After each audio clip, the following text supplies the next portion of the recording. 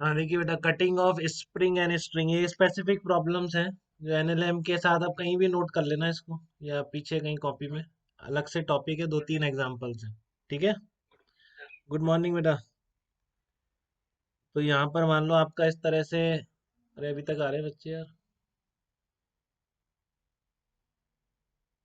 ये hanging spring है आपकी, और ये ब्लॉक इस तरह से है, और अगर ये इस तरह से है तो आपको पूरा पता है कि अगर कोई एक्सटेंशन पूछे स्प्रिंग में कितना है तो आप बता सकते हैं, इस स्ट्रिंग में अगर टेंशन पूछे तो भी आप बता सकते हैं। ठीक है, ये सब पता है आपको एकदम। मैं पूछ रहा हूँ कि acceleration of both block just after string is cut. क्या पूछ रहा हूँ मैं? फाइंड आउट एक्सिलरेशन ऑफ, आपके पैकेज में आपको ऐसी प्रॉब्लम नहीं मिली होगी अभी तक, बट आएगी कहीं ना कहीं। Find out acceleration of both blocks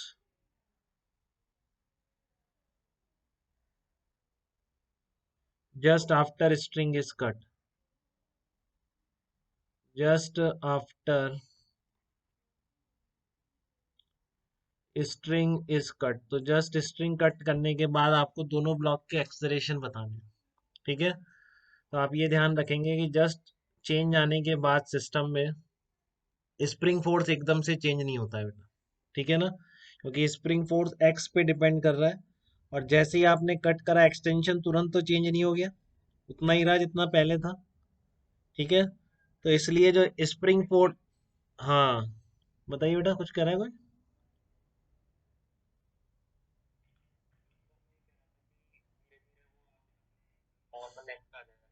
हाँ लेकिन जस्ट आफ्टर कटिंग जो है उसका एक्सटेंशन चेंज नहीं होगा। ठीक है ना, जस्ट आफ्टर कटिंग उसका एक्सटेंशन चेंज नहीं होता स्प्रिंग का, तो स्प्रिंग फोर्स भी सिस्टम में चेंज आने के जस्ट आफ्टर चेंज नहीं हो रहा है।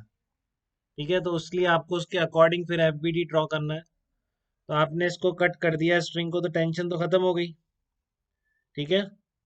और फिर आप इसका पहले इनिशियल एक्सटेंशन निकाल लेते हैं, इसमें इनिशियल एक्सटेंशन कितना होगा।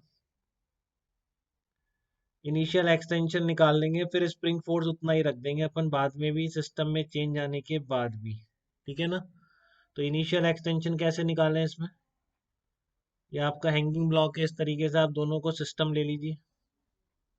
ठीक है ना, इस पूरे को एक साथ सिस्टम ले लीजिए, और यहाँ पर जो स्प्रिंग फोर्स लग रहा है इनिशियल एक्सटेंशन को एक्स नॉट बोल देता हूँ, और बाकी पूरे सिस्टम पर एक्सटर्नल फोर्स ग्रेविटेशनल ही है, तो इसमें अब दिक्कत तो नहीं होती। मुदित आपको भी क्लियर है? आप आ गए क्या मुदित, एक बार बताइए। हाँ, ओके गुड बेटा। तो आपको बैलेंसिंग की समझ में आ रही है? M1 + M2 को साथ सिस्टम ले लो। ओके। M1 के x naught equals to M1 + M2 × G। ठीक है, ये आपके पास फोर्थ बैलेंसिंग से लिख दिया। अब जस्ट आफ्टर कटिंग आप एफबीडी ड्रॉ करेंगे प्रॉपर ढंग से। Just after cutting of spring, just after cutting of spring, ठीक है ना, जस्ट आफ्टर स्प्रिंग को कट करने के बाद, सॉरी स्ट्रिंग काटी है आपने, स्प्रिंग नहीं, just after cutting of string. तो अब क्या होगा, अब आप ड्रॉ कीजिए इसका M1 पे कौन सा फोर्स लगेगा। स्प्रिंग फोर्स अनचेंज रहेगा बेटा, स्प्रिंग फोर्स M1 पे जितना पहले था जस्ट आफ्टर कटिंग उतना ही लग रहा है। ठीक है, और इस पर और एक ग्रेविटेशनल फोर्स M1G लग रहा है। देख लीजिए, कोई दिक्कत तो नहीं किसी को भी? यहाँ तक बात क्लियर है सबको? और अब आपको इसका एक्सलरेशन लिखना है। एक्सलरेशन कैसे लिखेंगे इसका? एक्सलरेशन लिखना है इसका, तो आपको पता है कैसे लिखे हैं, एफबीडी मिल गया आपको। तो क्या, हाँ तो आप डाउनवर्ड डायरेक्शन पॉजिटिव मान रहे हैं, इसका मतलब जैसा आपने बोला उसके अकॉर्डिंग। ठीक है, तो M1G - KX0 = M1 × A1। ठीक है, M1G - KX0 = M1 × A1।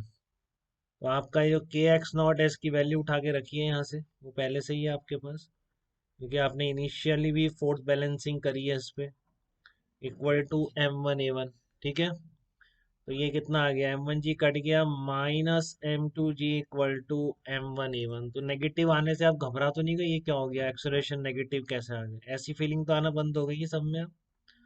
मुझे तो आप बताइए, आप में भी ऐसी फीलिंग आना बंद हो गई है? ये एक्सेलरेशन नेगेटिव आ गया, पता नहीं क्या हो गया, ऐसा तो नहीं लगता है आपको? इसका मीनिंग समझ पा रहे हैं आप क्या है कि एक्सेलरेशन नेगेटिव? हाँ, मतलब आपने जिधर पॉजिटिव डायरेक्शन बोली है उसका नेगेटिव है, जे कैप।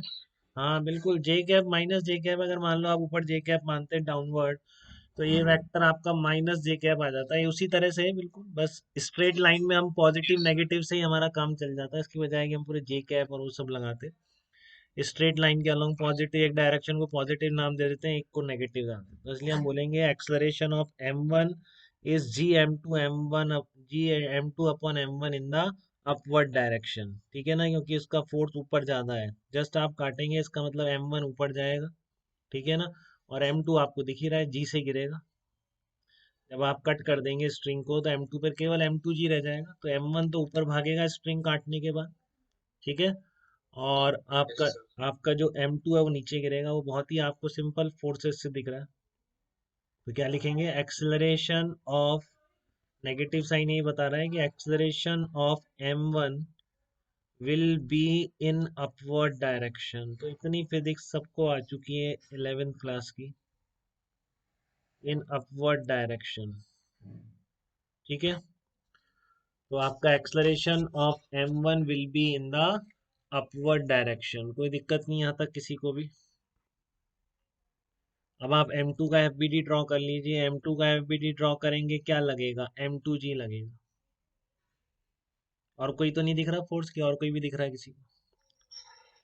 तो आप क्या लिखेंगे, M2G इक्वल्स टू M2, तो A2 क्या हो जाएगा, A2 का एक्सलरेशन G हो जाएगा। ठीक है, तो ऐसे सॉल्व करते हैं कटिंग ऑफ स्ट्रिंग और स्प्रिंग की प्रॉब्लम्स। देखो आपको दिक्कत तो नहीं है इसमें किसी को?